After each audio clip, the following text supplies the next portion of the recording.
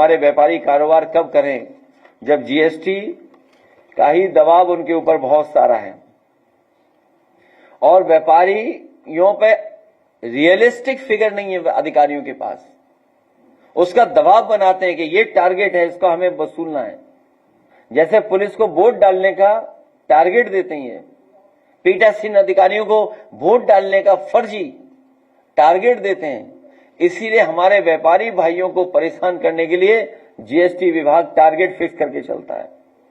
और जिस तरह का कॉम्प्लिकेटेड टैक्स सिस्टम है और जो टैक्स कंप्लायंस है, उसकी वजह से भी बहुत ज्यादा हमारे व्यापारियों का नुकसान हो रहा है और जो अकाउंट्स रिलेटेड जो खर्चा हो रहा है उसका भी उन्हें बड़े पैमाने पर नुकसान होता जा रहा है।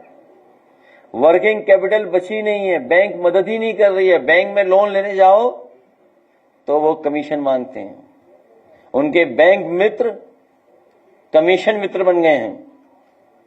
अगर 5 लाख का आपको लोन चाहिए तो उसके लिए 50,000 एडवांस कमीशन देना पड़ेगा आपको।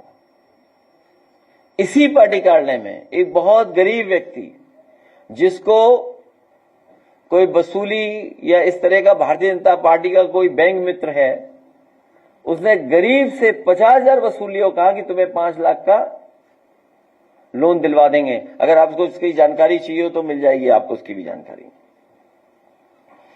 इसलिए एक समय आने पर समाजवादी सरकार व्यापारियों के लिए सुविधाएं देगी। व्यापार को आसान बनाने के लिए पारदर्शी नीतियां कैसे बने और व्यापारियों को अधिकारियों से रक्षा के लिए भी हम लोग काम करेंगे।